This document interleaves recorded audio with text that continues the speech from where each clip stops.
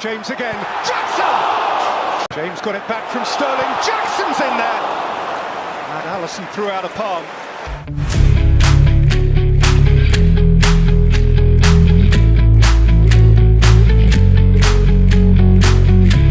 Chelsea dipaksa bermain imbang oleh Liverpool pada pekan pertama Liga Inggris di Stamford Bridge. Laga yang berkesudahan dengan skor 1-1 itu tanpa diduga didominasi oleh The Blues yang notabene ancur-ancuran di musim sebelumnya.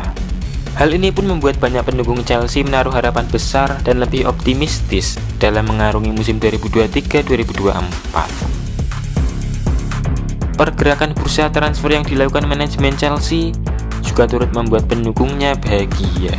Pasalnya Chelsea berhasil mendatangkan Caicedo dan kemungkinan besar juga Lavia setelah saling sikut dengan manajemen Liverpool untuk mendapatkannya.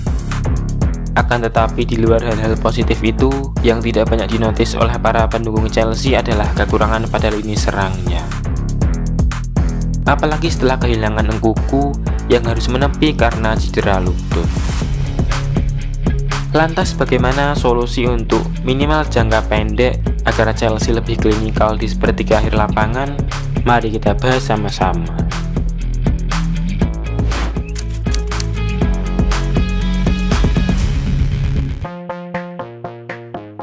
Saat melawan Liverpool, Chelsea di atas kertas turun dengan formasi 3-4-3 dengan 3 penyerangnya yang diisi oleh Sterling, Jackson, dan Chukwuemeka. Meski formasinya 3-4-3, namun dalam prakteknya Pochettino tetap dengan pakem 4-2-3-1-nya seperti saat di pramusim, dengan Chilwell tetap di lini tengah saat diserang dan Colwill lebih melebar. Poros utama serangan Chelsea pun hanya berpangku pada Chukwuemeka dan Sterling untuk membongkar pertahanan Liverpool. Sayangnya kedua lord tersebut begitu minim kreativitas sehingga Chelsea lebih sering menyerang lewat sisi sayap yang dimotori oleh Reece James dan Chilwell.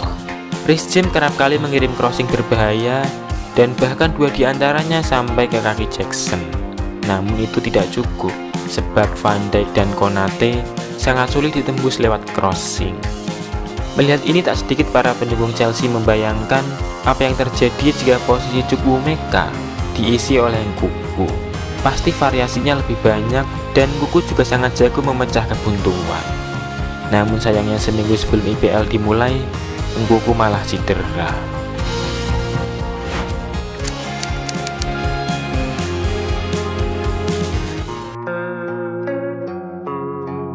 Absennya Nkunku selama 4 bulan jelas pukulan telak bagi Pochettino. Praktis yang bisa mengisi posisi IMF hanya Chukwuemeka dan Ian Maatsen. Walaupun potensial keduanya masih sangat muda dan sama sekali belum bisa diandalkan, maka mau tak mau Chelsea harus segera mencari pelapis Nkunku yang sepadan. The Blues sebenarnya telah menargetkan Olise yang bisa bermain sebagai sayap maupun IMF. Namun pemain internasional Prancis itu malah perpanjang kontrak dan kesepakatan antara Chelsea dan Palace pun kolaps. Alternatif yang bisa dicari Chelsea untuk mengisi posisi IMF adalah Kudus. Sejak awal bursa transfer dibuka, Chelsea sebenarnya sudah ada tanda-tanda ketertarikan pada pemain berusia 23 tahun. Akan tetapi saat itu harga yang dipasang Ajax terlalu tinggi, sehingga Chelsea pun terpaksa mundur. Terbaru Kudus malah setuju persyaratan pribadi dengan West Ham. Namun sebelum resmi, tikung-menikung bisa saja terjadi. Karena jika Chelsea serius, bukan tidak mungkin bos Todd akan kembali menikung.